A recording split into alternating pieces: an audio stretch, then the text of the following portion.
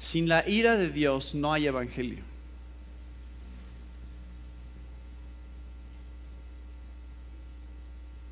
¿Por qué creen?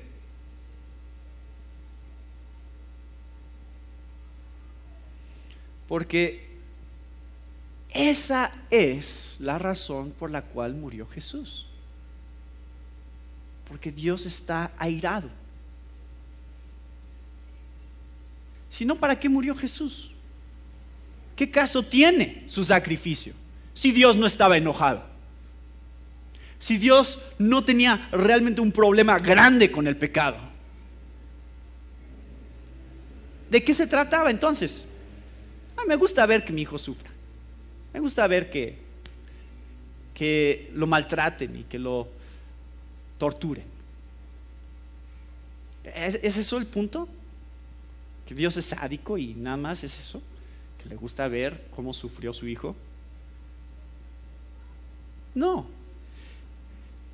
Jesús murió porque era absolutamente necesario, de acuerdo a la justicia de Dios, de acuerdo a la ira de Dios, que alguien tenía que pagar el precio de nuestras transgresiones.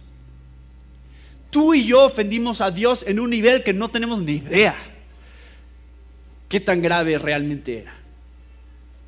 Pero cuando vemos a Cristo crucificado, cuando vemos derramando su sangre, nos da una idea, un poquito de idea de qué es lo que realmente estaba pasando en la justicia cósmica y eterna de Dios, en la cual Él había establecido una ley que si tú y yo la quebrantábamos, alguien tenía que pagar, y el precio era altísimo, altísimo.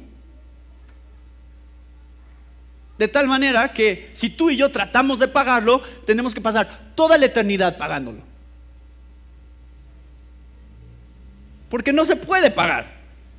No hay manera de pagar una sola ofensa contra Dios. Entonces tú y yo, al hacer eso, automáticamente nos estamos poniendo en una posición de decimos, si yo lo quiero pagar, Dios va a decir, ok, trata de pagarlo. Ahí va, toda la eternidad, para que trates.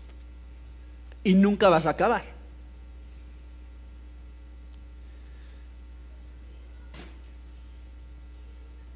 Pero ¿qué hizo Dios? Dijo, aquí está mi hijo. En un momento específico de la historia voy a mandar a mi propio hijo para que se encarne como un hombre entre ustedes, y para que cuando lo crucifiquen a él, lo pongan ahí en esa cruz, yo pueda justamente decir, ahí está una mejor opción. No lo pagues tú, no tienes que hacerlo, porque mi hijo murió en tu lugar, y lo único que tienes que hacer es poner tu fe en él, decir, Señor, sí, que pague él. Yo no quiero pagar. Yo sé que soy culpable delante de ti, pero yo no quiero pasar toda la eternidad pagando por mi pecado. Yo prefiero que Jesús lo pague, porque Él lo hizo ya en la cruz y lo puso ahí delante de mí como un regalo, diciendo, aquí está, tómalo. En fe, si tú crees en mí, tus pecados se pagan completamente. ¿No es increíble? Eso es el evangelio. Pero solo tiene sentido dentro de este contexto de la ira de Dios, porque en la cruz se manifestaron las dos cosas de Dios: su ira, su justicia, y su gracia, amor y misericordia. Ahí todo se juntó en un solo lugar y en una sola persona. Y cuando tú y yo contemplamos eso, ¿qué estamos contemplando? El evangelio. Y quítale uno de esos elementos y ya no es el evangelio, ya es otra cosa.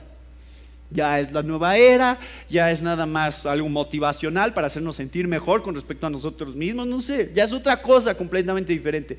Necesitas todos esos elementos ahí para entender qué es lo que realmente hizo Dios por nosotros.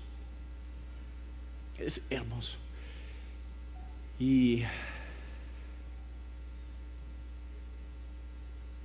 cada vez que leen sobre la ira de Dios en la Biblia, que los lleve a ver la cruz.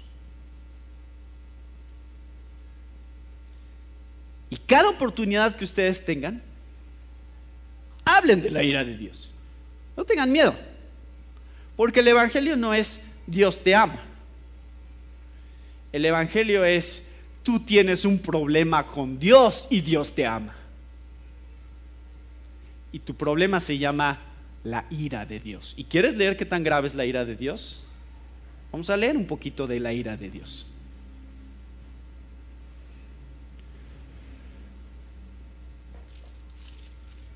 Y después de eso se van a Romanos 5 y les empiezan a leer. Porque si siendo enemigos, versículo 10, fuimos reconciliados con Dios por la muerte de su Hijo, mucho más estando reconciliados seremos salvos por su vida.